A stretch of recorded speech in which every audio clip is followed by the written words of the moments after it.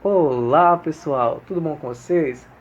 Segue a gente, se inscreve no canal, coloca tudo nas redes sociais, nos grupos. A gente vai estar esperando vocês para mais uma aula, tá ok?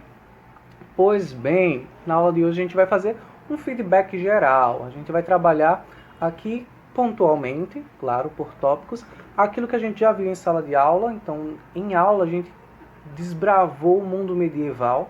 A gente conseguiu ver sobre a Alta Idade Média, a Baixa Idade Média, como era essa sociedade feudal, como é que essa relação sucerano-vassalo, servo se dava. E aqui a gente vai falar novamente um pouquinho mais sobre essas relações. Mas, claro, a gente vai trabalhando por tópicos, que a gente já trabalhou isso em sala. E recordando também para vocês do assunto que a gente colocou no sistema plural, tá? A gente vai falar um pouquinho sobre as grandes navegações, a expansão marítima europeia. Como é que essa expansão dos territórios, da dominação, do poder europeu vai ter uma relação aqui com o Brasil, tá?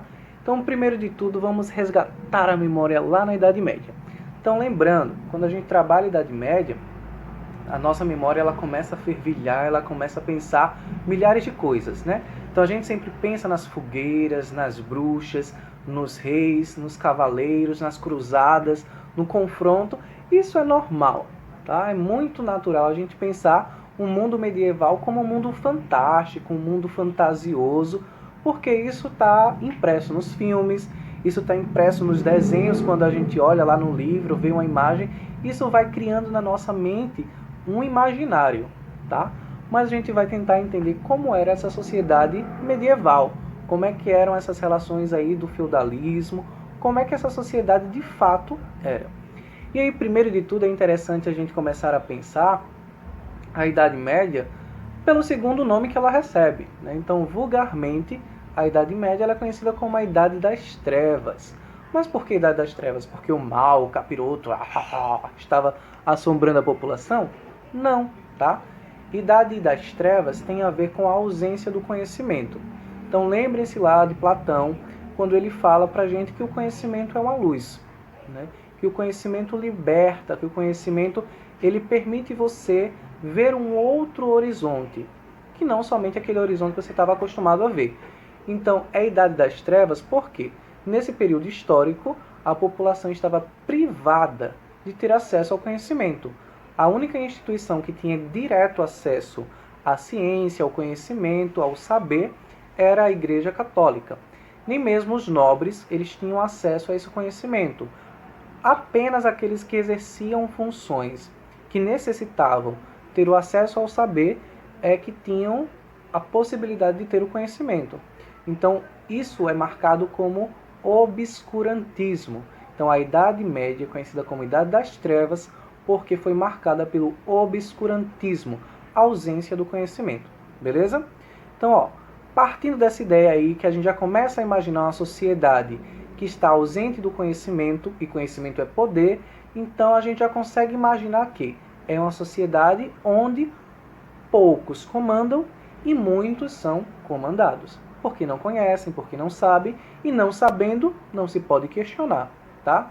Então, a Idade Média ela vai ser marcada pelo obscurantismo, pelo absolutismo, pela centralização do poder nas mãos do rei. Então é interessante a gente pensar um pouquinho sobre isso. Vai surgir, na Idade Média, um sistema político e econômico que a gente conheceu, chamado feudalismo. Feudalismo vem de feudo. Feudo significa terra. Então, o sistema econômico, político da Idade Média, o feudalismo, ele acontecia da seguinte forma. Então, você tem um rei, como o senhor dos senhores feudais, que possui o domínio completo sobre os feudos, sobre as terras. E aí esse rei ele vai convocar alguns nobres.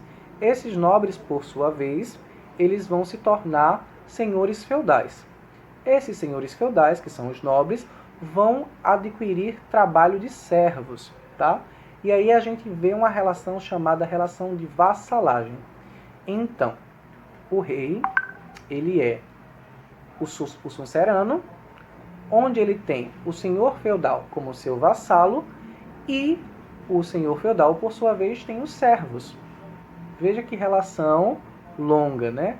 E que relação até um pouco louca. Como é que um depende do outro? Mas o nobre, ele depende do rei, sendo nobre, sendo rico, ele precisa do rei?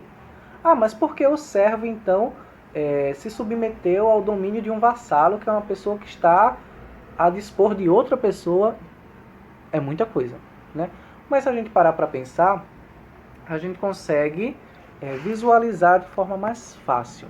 É só você pensar que o rei mandava em tudo, abaixo do rei estavam os nobres, e abaixo dos nobres estavam os camponeses, os servos, essas pessoas que não tinham uma condição de vida boa, tá? Então, beleza, a gente consegue pensar